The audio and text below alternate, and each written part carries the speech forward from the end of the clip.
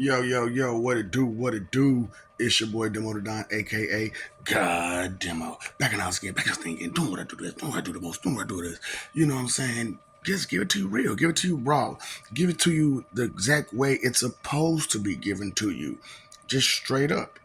Because from the bottom up is a whole different view. It's a whole different view. So what I would like to do for this particular video, because I told you I don't care about your feelings. I'm here to teach. I am the professor. Cut like the professor. You know what I'm saying? Y'all don't get it. You know what I'm saying? That's the problem is you're not trying to get it. If you take some time out to listen instead of then maybe you'll get the lesson. English 101. Ready? Can you follow along? Can you keep up? How slow are you on the uptake, on the upkeep? That's the problem, is that a lot of people are not in tune with words. Your vocabulary is so low. However, it's not just your vocabulary, it's your sentence structuring. So as English 101 goes, it's not just about it's not the vocabulary that we need to hyper focus on. It's the sentence structuring that needs to be hyper focused. You know what I'm saying? So this is one of those type of situations where if you're going to listen, then this is one of those type of situations where you might want to listen. So English 101. Now, this isn't just English 101, now is it? It's language 101. Okay? See, English 101 is focused on the English language, but language 101 is focused on the whole thing. On language, period. Sentence structuring and context. So a lot of people are, you haven't been taught these things because, like I said, your teachers the past 50, 60, 80 years, 100 years or better, or you never had a real teacher. Just being real, y'all really never had real teachers, because the teachers that you've been given and handed so far, those people did not care about you as a person. They just saw you as a 1 number. So, but you're not a number, now are you? You're a whole person. So why don't you accept that you are a person? Okay? So English 101. And see that we have to go through that, because this is what teachers have to go through, is we have to spell it out for you. They're so used to breaking down, but how are you going to build if you study breaking down? Huh? That's why these people are so unstable, because they're so broke down. Because that's all people want to do is break people down. No, I just want to spell it out for you. I want to spell it out for you. I want for you to get the full understanding and meaning and definition behind the face value of things. Because face value is that alone. Face value. Now, and anybody who got a brain in their head knows that behind face value, there is worth. There is actual value that sustains itself beyond facial beauty, beyond facial attraction, beyond facial anything, first glance, So what do you start with? The noun and the verb. The noun is the subject, right? And the verb is the predicate. Now, a lot of you say, well, hold on. Well, why is the noun the subject and the verb the predicate? Now, what is a predator? So as a predator, you're not usually predators roar and attack or prey. They go for prey, but a predicate is not to attack. is to describe the action that's going on. So sometimes you need an extra description, right? To the noun or to the verb, which are called adverbs and adjectives, right? The adjective goes towards the noun and the adverb goes towards the verb. So therefore you have a subject and a predicate. The noun and the verb. The description of the noun and the description of the verb. Now, the noun is the subject, right? So being the noun is the subject, and maybe not, may need some extra description, which is the adjective, but it may or may not need that, right? So the noun is going to always be the subject, and regardless of if it's adjectives to it or not, it's still going to be the subject. It's the subject of discussion. It is what we are speaking about. Now, even if that noun is just standing, that's still an action, right? And every verb is a action word, right? Every verb is an action word. So every verbiage is there, right? The verbiage, the action is there when you speak, when you listen, when you look, when you smell, when you taste, when you touch, right? There is an action. And the lack of action is still an action. Okay? English 101, right? A subject and a predicate, a noun and a verb.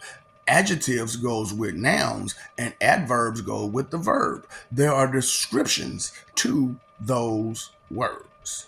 Now, let's go on to vocabulary, because as we have described sentence structuring to its base form, which is noun and verb, and sometimes that description is there, which is an adjective, and sometimes that description is there for the verb, which is an adverb. Subject, predicate. Every sentence, every statement, every question, everything said and done has a subject and a predicate. Okay, are we following along? Okay, now let's go to vocabulary. Now, most people are under the guise that vocabulary is only the definition. No, vocabulary is not only the definition, it is the origin, the definition, and how to use it, how to properly place each word in each sentence, so that way the statement, the question, the whatever that you're making is said correctly and clearly, no matter which language you speak, right? So, sometimes, like in other languages, they put the verb in front and then the noun.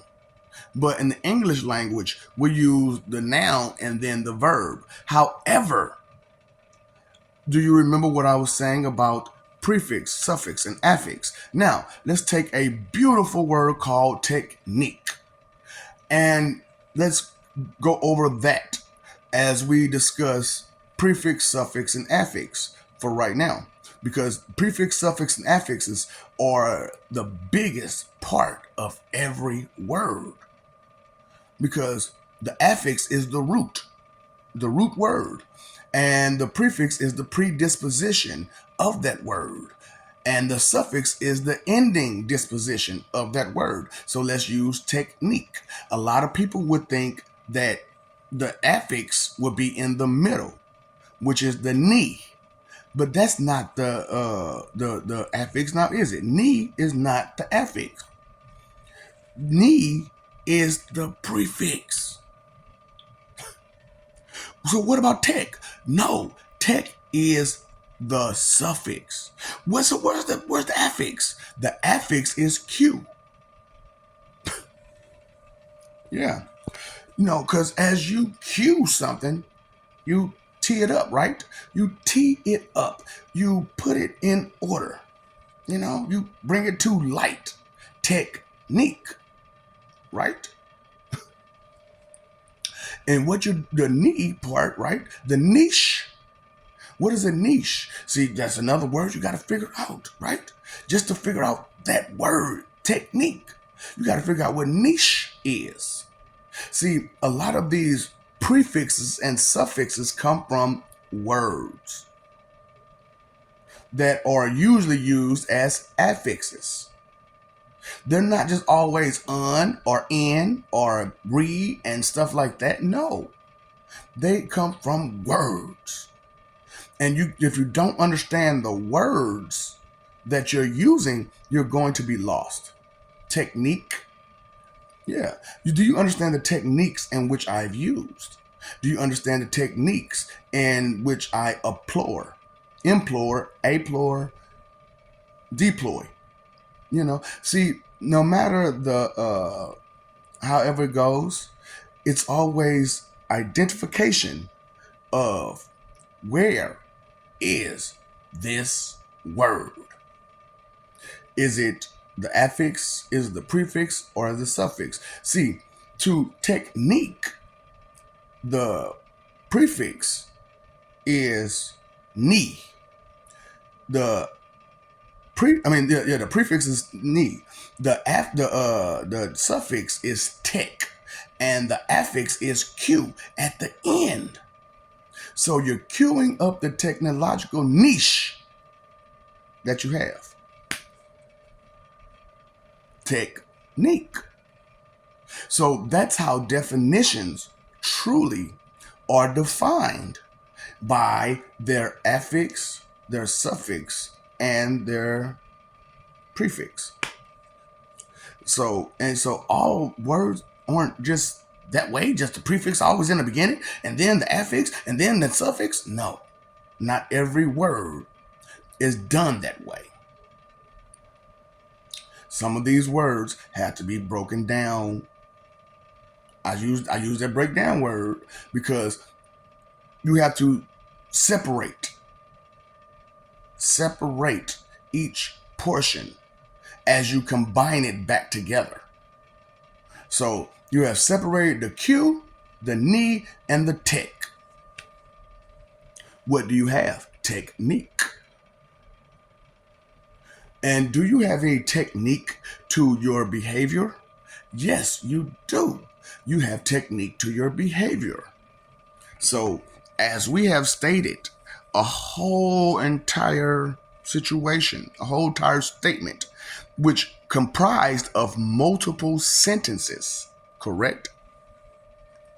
Because we have been past many punctuation marks, whether it be a comma, which is a break in between the sentence, which separates the first part and the second part of the sentence, but they still go together. They are still combined as one sentence, but they are separate. But there's been some periods, there's been some exclamation marks, and there's been some question marks. Now, are there any other marks that separates things? Commas and semicolons and colons, right? Commas, semicolons, colons.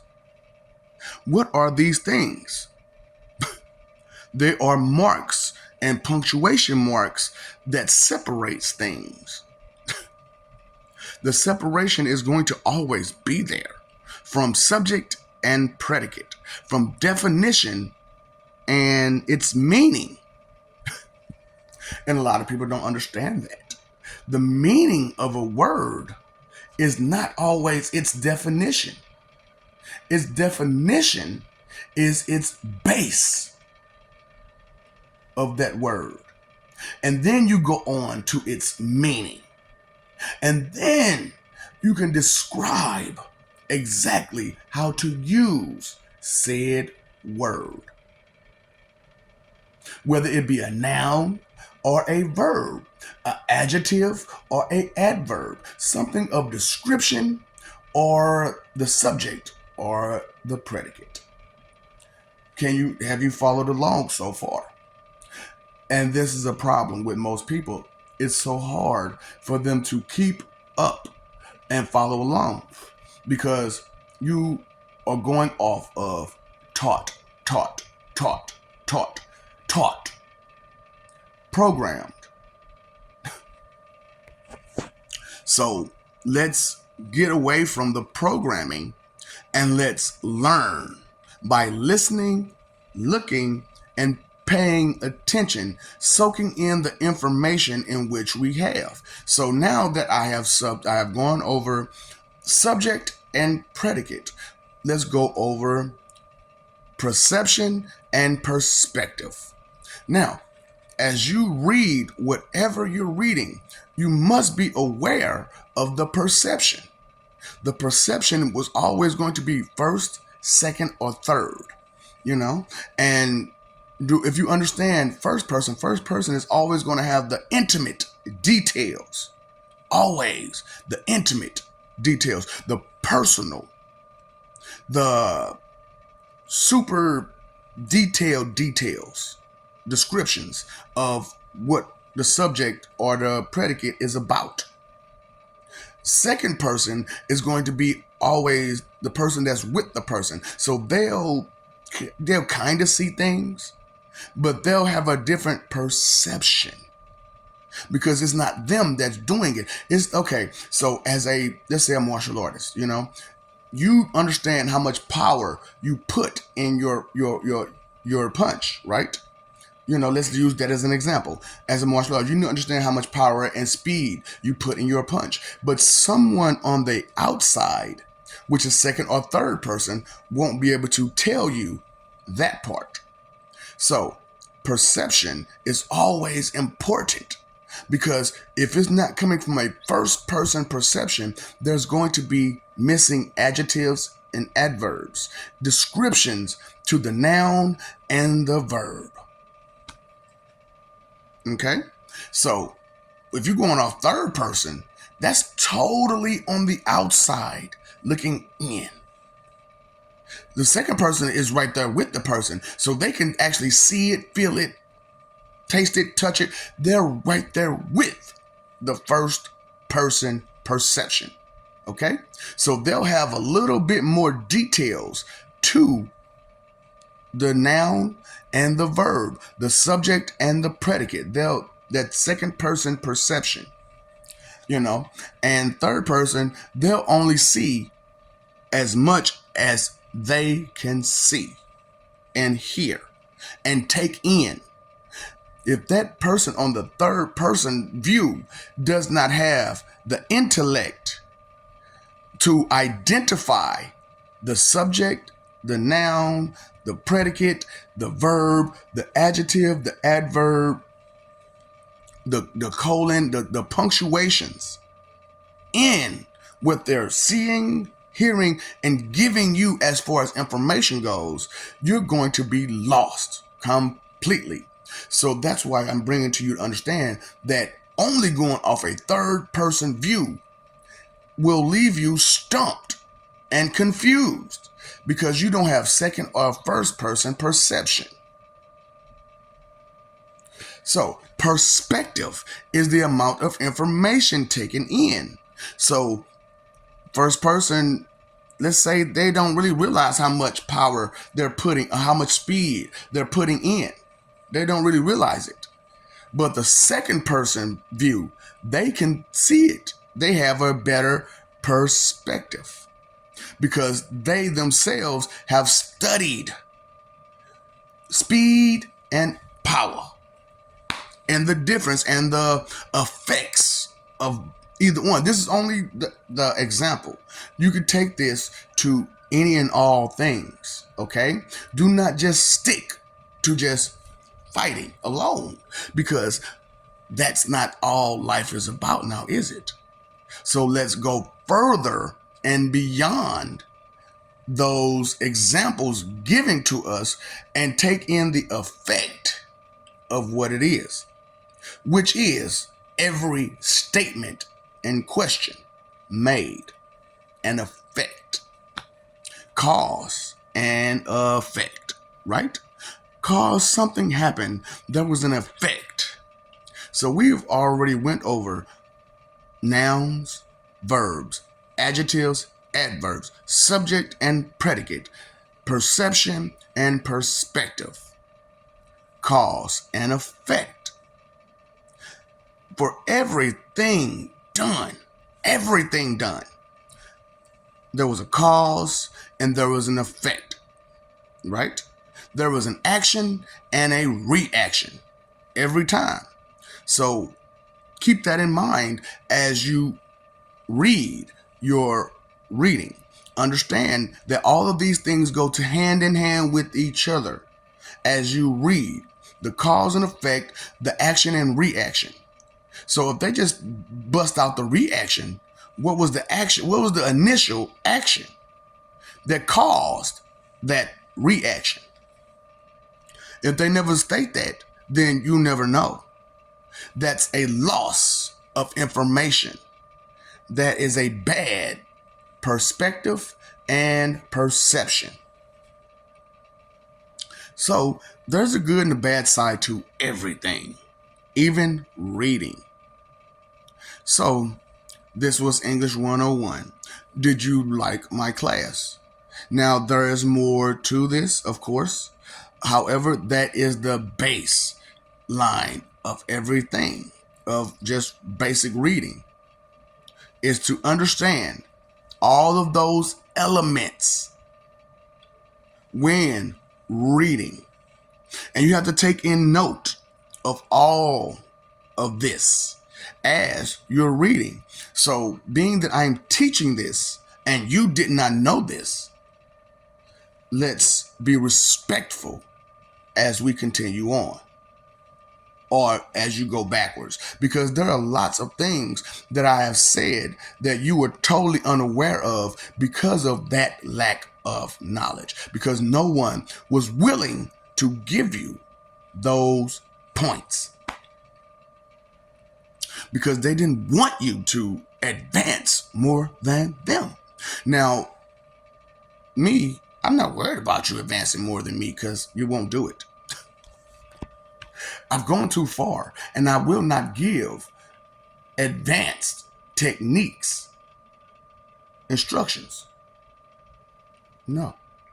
However, I will give the base technique instructions and let you go from there. And that's all I've been doing this whole entire time, is giving base technique instructions on how to identify certain things, like bullies, narrative and identity thieves, the liars, the deceivers, the true people who don't mean well for you.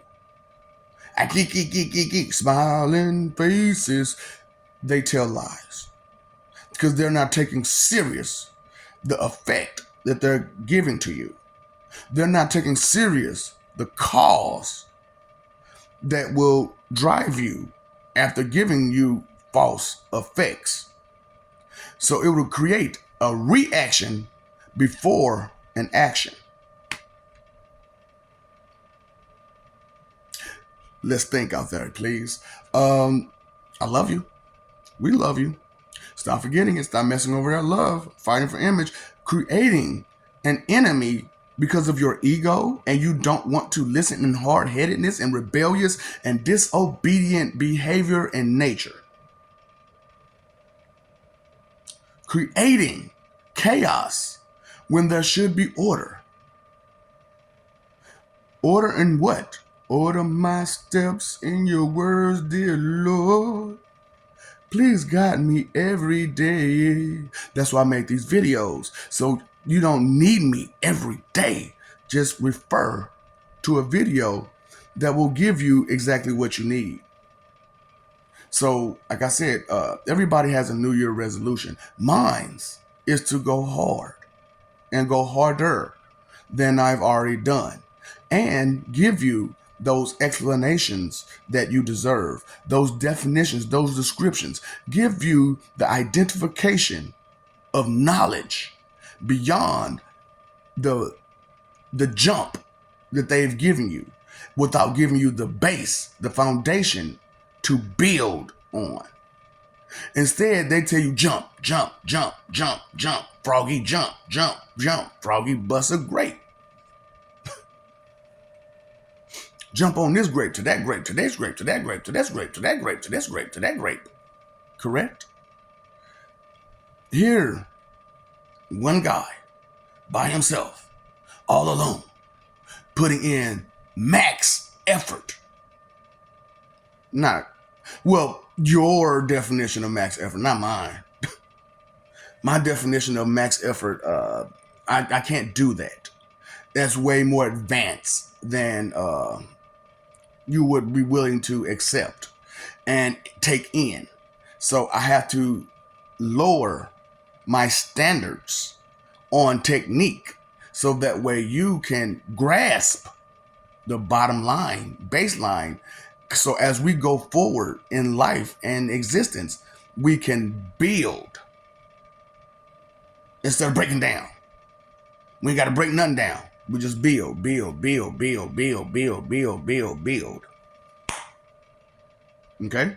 And we'll take proper steps as we go forward because we don't want to cause an ill effect fighting for image.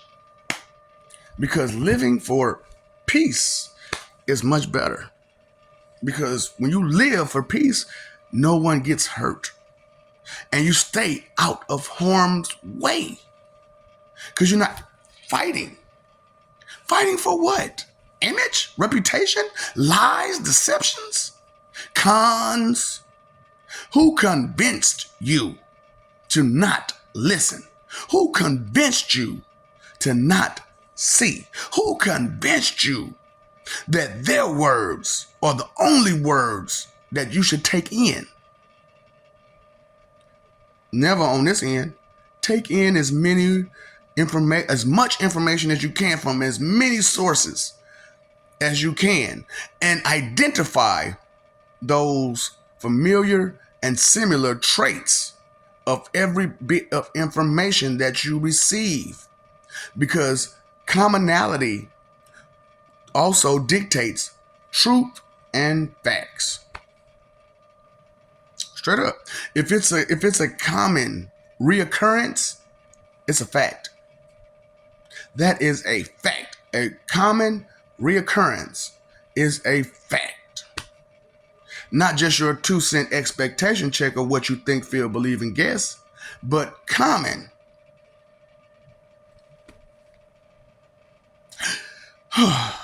Pay attention. Pay your phone bill, electric bill, water bill, but you ain't paying no attention, right? I wasn't paying no attention. I wasn't paying no. Why is that amusing to you that you don't pay attention? How much damage, how much mistakes, how many things got to go wrong before you decide to take something serious?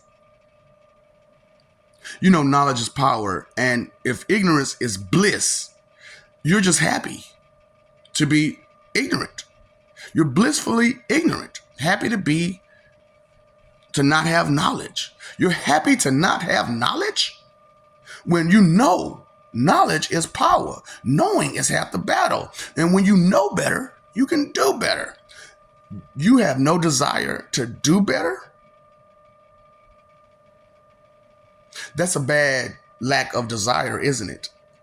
But you have all these other desires, these base desires to look good, smell good, be attractive, be influential, be nurturing. How about you nurture the information that you have so that way it can mature? I know. I'm helping you with the thought process, with your cognitive abilities. That's what I do. What is it that you're doing? What's up, Doc? Don't feed the ops.